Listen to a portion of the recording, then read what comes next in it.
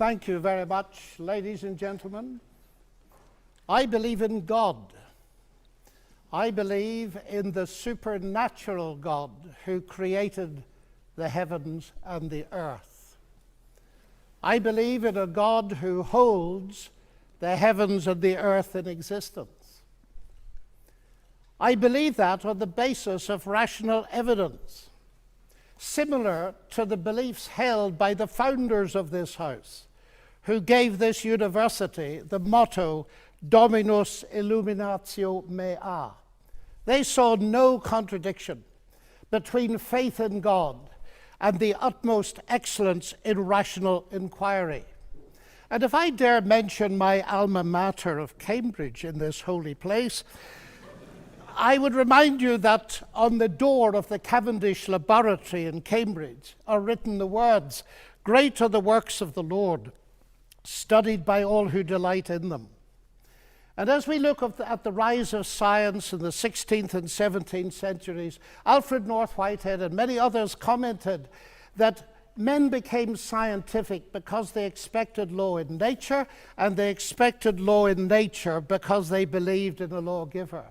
So, ladies and gentlemen, I'm not ashamed of being both a scientist and a Christian, because arguably Christianity gave me my subject. What I am amazed at is that serious thinkers today continue to ask us to choose between God and science. That's like asking people to choose between Henry Ford and engineering as an explanation of the motor car. When Newton discovered his law of gravity, he didn't say, "I've got a law, I don't need God." No, he wrote the Principia Mathematica, arguably the greatest work in the whole history of science, because he saw that God is not the same kind of explanation as a scientific explanation. God doesn't compete. Agency does not compete with mechanism and law. Why is there something rather than nothing? Alan Sandage, the brilliant cosmologist who became a Christian in his 50s, said God is the answer to that question. But people are now so desperate to show that the universe created itself from nothing, which seems to me to be an immediate oxymoron. If I say X created Y, I'm assuming the existence of X to explain the existence of Y. If I say X created X, I'm assuming the existence of X to explain the existence of X, which simply shows that nonsense remains nonsense even if high-powered scientists utter it. It reminds me a little bit of G.K. Chesterton, who said, "It is absurd to complain that it is unthinkable for an unthinkable God to make everything out of nothing, and then to pretend that it is more thinkable that nothing should turn itself into everything." The heavens declare the glory of God, says the ancient psalm. And we've unraveled a bit of that, seeing the fine-tuning of the fundamental forces of nature. It's something that's so striking to scientists that it demands explanation. And it seems to me that Arno Penzias hit it right. He is the Nobel Prize winner who discovered the microwave background on which a lot of the evidence for the Big Bang is based. He said astronomy leads us to a unique event, a universe which was created out of nothing, one with the very delicate balance needed to provide exactly the right conditions required to permit life, and one which has an underlying, one might say, supernatural plan. But I want to come to what I think is one of the fundamental arguments for theism. I take it this house believes in reason. That's why we're all here. And as a scientist, I believe that the universe is rationally intelligible. That is something that has struck some of the geniuses of science as demanding an explanation. Einstein said the only incomprehensible thing about the universe is that it's comprehensible. And Wigner talked about the unreasonable effectiveness of mathematics. How is it that a mathematician thinking in her head in here can come up with equations that seem to fit the universe out there? Well, how is it indeed? Because the irony of the atheist position here is evident. My atheist friends, and I have many of them, tell me that the driving force of evolution, which eventually produced our human cognitive faculties, reason included, was not primarily concerned with truth at all, but with survival. And we all know, ladies and gentlemen, what has often happened and still happens to truth when individuals or commercial enterprises or nations feel themselves threatened and struggle for survival. A leading philosopher, Alvin Plantinga of Notre Dame, says if atheists are right that we are the product of mindless, unguided natural processes, then they have given us strong reason to doubt the reliability of human cognitive faculties, and therefore inevitably to doubt the validity of any belief that they produce, including their atheism.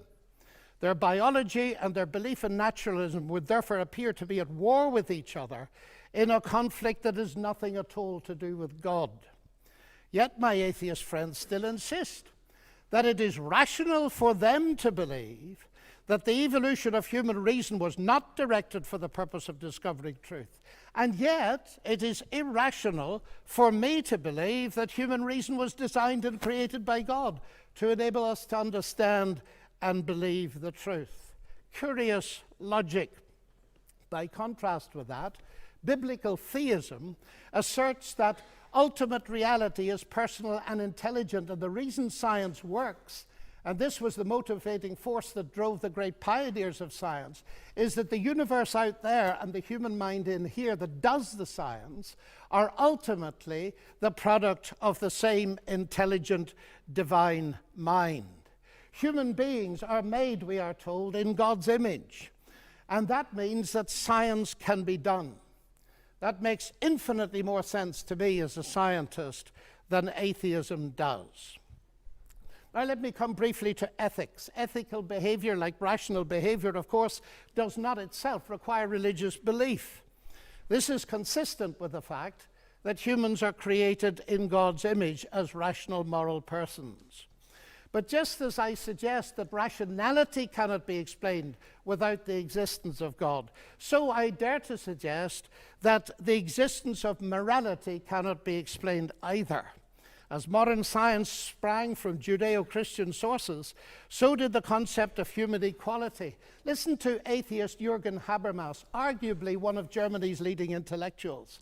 He said that universalistic egalitarianism, from which sprang the ideals of freedom and a collective life and solidarity, the individual morality of conscience, human rights and democracy, is the direct legacy of the Judaic ethic of justice and the Christian ethic of love.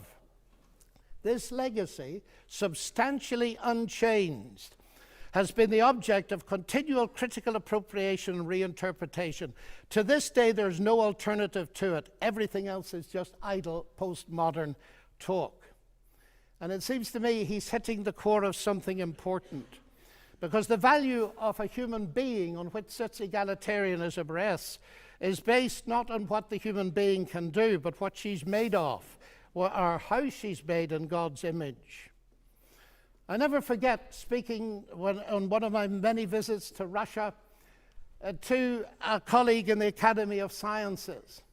And he said, "You know, John, we thought we could abolish God and retain a value for human beings. We found we couldn't, and we murdered millions of them." And Alexander Solzhenitsyn has said, "If I'm asked, why is it that 60 million of my fellow countrymen were sacrificed?" He said, the answer is, we have forgotten God.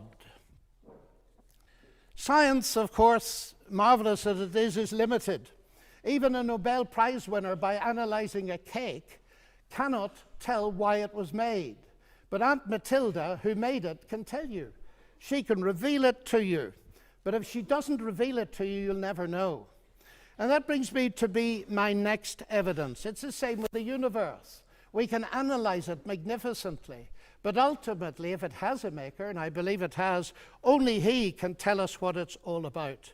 And he's done so in the powerful narrative of the Bible, in particular in its analysis of the problem with humanity, not simply in terms of behavioral breakdown between people, but a vertical breakdown of trust between us and the Creator. The unique solution to that problem is not simply in terms of human ethical development, although that's very important, but in terms of something far deeper altogether. The restoration of the fractured relationship with God through the salvation he has brought through Jesus Christ. A radical relationship that empowers us to live ethically from God. And here we reach what for me is the chief evidence, not only for the existence but the nature of God. It is Jesus Christ. He it was who not only taught the golden rule but embodied it, fed the hungry, healed the sick and suffering, and welcomed society's outcasts, brought honor and respect to the marginalized and ashamed. And he's brought forgiveness and peace to multi-millions around the world. He's able to do this, of course, because though he was a man, he uniquely never was only a man, but God become human. The central evidence for this startling claim is, of course, his historical resurrection from the dead that launched Christianity in the world. This is, of course, ladies and gentlemen, a crunch issue. If Jesus rose from the dead, death is not the end and atheism is false. If Jesus did not rise from the dead, Christianity is false. And I remember at Cambridge as a student listening to the brilliant Sir Norman Anderson, a legal expert, going through forensically the evidence from his legal perspective as a brilliant lawyer. And he said at the end of it, "The empty tomb, then, of Jesus forms a veritable rock on which all rationalistic theories of the resurrection dash themselves in vain." Just finally now, as I read the Bible, I do not only find intellectual satisfaction, but I find a great deal of that. I sense the voice of God speaking to me. You say, that's intensely personal. But ladies and gentlemen, we've been asked tonight about belief in God. And I want to strongly emphasize that God is not a theory, he's a person. And if the origination of me qua person is a personal God, then the most exciting thing really is there a possibility of getting to know God? And so I don't simply believe there is a God. I've come to know him and trust him. And I have strong reasons for doing so, because of Christ dying and rising again for me. And that has generated in me a sense of utterly unmerited forgiveness, acceptance, and peace. That has enabled me to face the ugly side of my own nature, and with God's help to do something about it. But it's enabled me to face something else. The hardest problem I face as a Christian is the problem of evil and pain. My niece getting a tumor at 22 that kills her. What do I say to my sister? And this is the hardest problem we face. But it seems to me that atheism here has no answer, because by definition, atheism believes that human death is the end, so there is no ultimate hope. But you see, ladies and gentlemen, we could stay here till midnight and beyond arguing, as has been done in this university for centuries, what a good God should, might, would, could, if not, possibly might, just could he not have done, and we'll get nowhere. So it seems to me there's another question we can ask, and it's this. Granted that life presents us with a double picture. We see some beautiful things. We see some ragged edges. We see hurt and pain, and we see joy. How can we come to terms with that? And it seems to me here is no simplistic answer, but a window into an answer, and it's this. If it is actually true that Jesus is, as I believe him to be, the Son of God, then we can ask the question, what is God doing on a cross? And the answer comes back at the very least. God has not remained distant from our human suffering, but has become part of it. And the other side of that is this. Because Jesus rose from the dead, he is going to be the ultimate judge.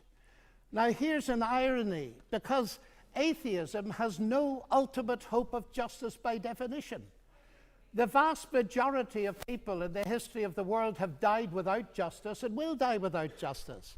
And if death is the end, then of course they have no hope of ultimate justice. But the promise in the New Testament, guaranteed by the resurrection of Jesus, is that he is to be the judge in the coming day.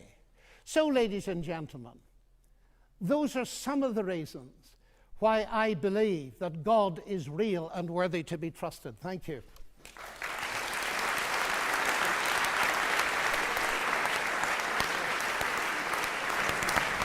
Demais.